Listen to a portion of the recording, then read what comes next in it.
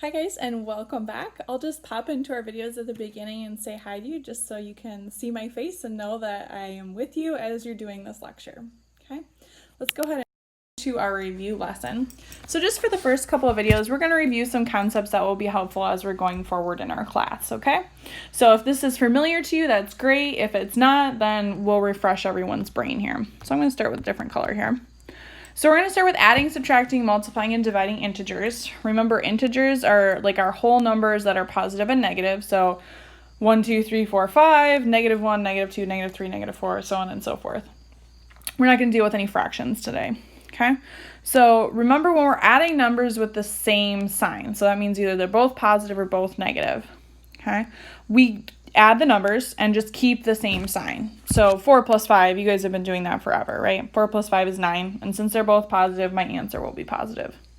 But if I have two negatives that I'm adding together, like negative 3 plus negative 9, 3 plus 9 is 12, and then I simply keep the same sign. So it's going to be a negative 12 in this case. And remember, we can think of this in terms of money. Like, oh, I'm spending $3, because that's what negatives mean. And then I'm going to go ahead and spend another $9. So I'm $12 in debt because I didn't have any money to start with, okay?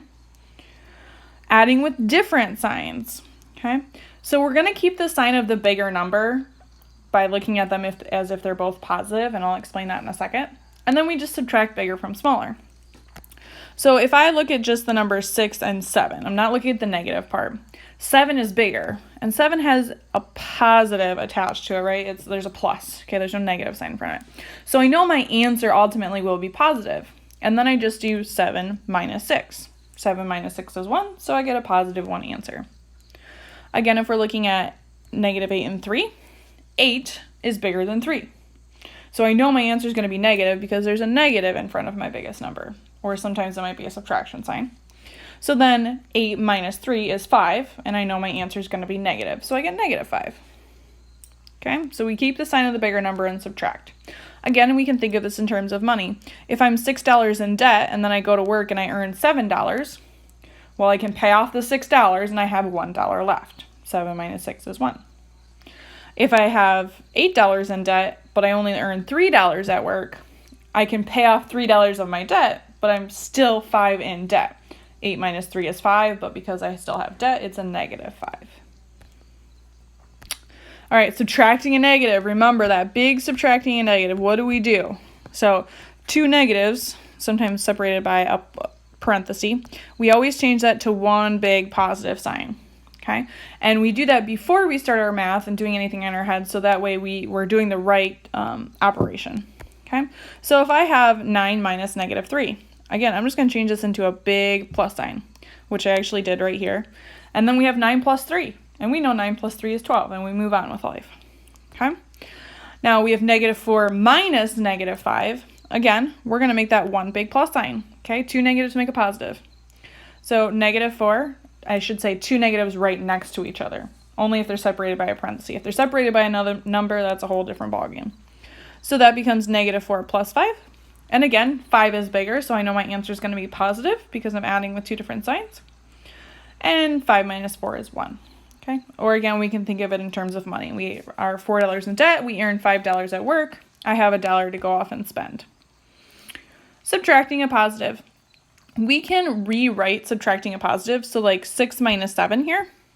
That's the same as saying 6 plus negative 7.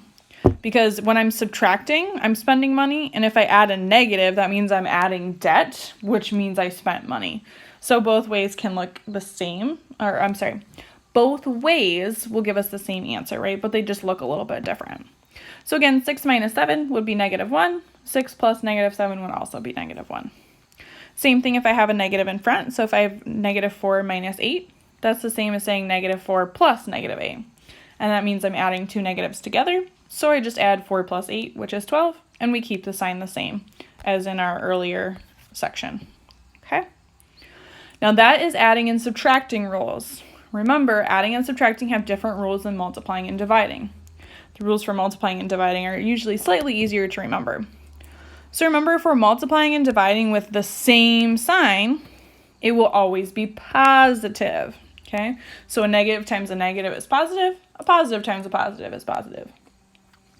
Different signs give us a negative. So -4 times a +5 is -20. -3 times 3 is -9. Okay. Now, if we had a lot of numbers multiplied together, if there's an even number of negatives, the answer will be positive. If there's an odd number of negatives, the answer will be negative. So like if I had -4 times -3 times -2, I have an odd number of negatives, so I know my final answer will be negative. But if I go ahead and add another -2 to that, I know my answer would be positive because I have 4 negatives. Okay? All right. We'll just go ahead and erase all that. So go ahead and don't worry about the homework right now. I am going to give you just a couple problems to try on Edpuzzle just so we're on the same page. So go ahead and try -6 plus -4. Now try -5 minus -3. And then go ahead and try -5 times -6. And as you're finishing that up, have a wonderful day, and I will see you tomorrow. Bye, guys.